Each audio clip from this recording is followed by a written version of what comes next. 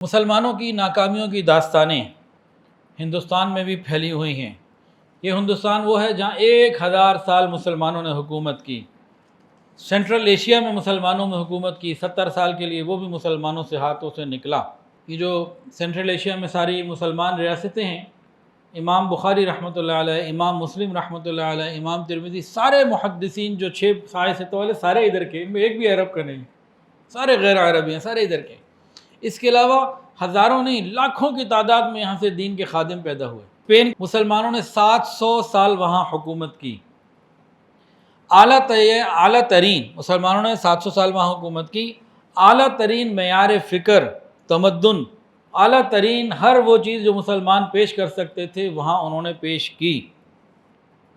پرتگال کا 75% تقریباً یہ مسلمان علاقہ تھا۔ موجودہ پرتگال جو ایک الگ آزاد ملک ہے، اسپین مسلمان مملکت تھا۔ اٹلی کا جنوبی حصہ مسلمانوں کے پاس تھا۔ فرانس کا بھی ایک علاقہ مسلمانوں کے پاس تھا۔ تو مسلمان تو یہاں تھے، اور یہاں ایسے اہل علم پیدا ہوئے ہیں کہ جو مزید پوری دنیا میں کہیں پیدا نہیں ہوئے۔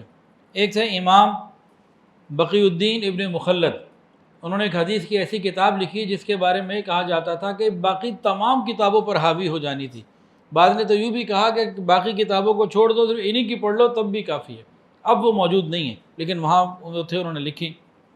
اس طرح امام شاطبی رحمۃ اللہ علیہ، امام شاطبی، شین الف طا با یا، امام شاطبی رحمۃ اللہ علیہ نے فلسفہ شریعت کے اوپر کتاب لکھی۔ ڈاکٹر محمود احمد غازی رحمۃ اللہ علیہ، وہ قانون دان بھی تھے، وہ کہتے ہیں کہ میں نے انگریزی میں، عربی میں، فرانسیسی میں، اردو میں اس درجے کی کتاب آج بھی نہیں کہیں دیکھی۔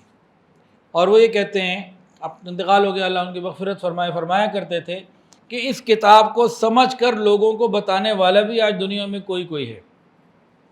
انہوں نے 4 جلدوں میں کتاب لکھی تھی، الموافقات فی اصول الشریعہ، الموافقات فی اصول الشریعہ، 4 جلدوں میں کتاب لکھی، الموافقات فی اصول الشریعہ۔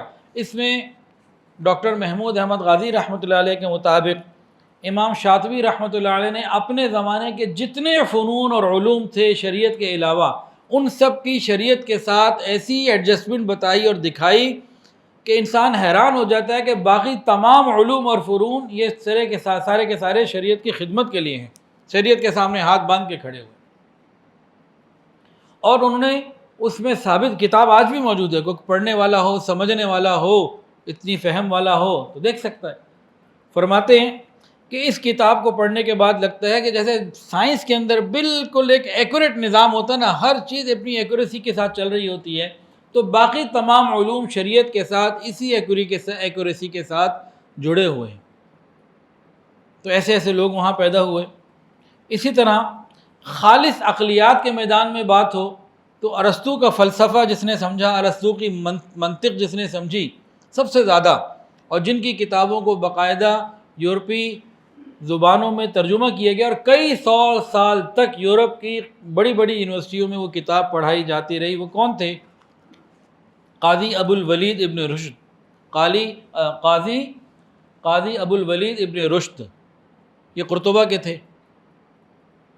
اور جس طرح آج ہمارے زمانے میں لوگ کیمبرج، ہارورڈ اور آکسفورڈ جاتے ہیں، اس زمانے میں یورپ کے نوجوان پورے یورپ سے وہ قرطبہ، غرناطہ، یہ مسلمان یونیورسٹیز میں آتے تھے۔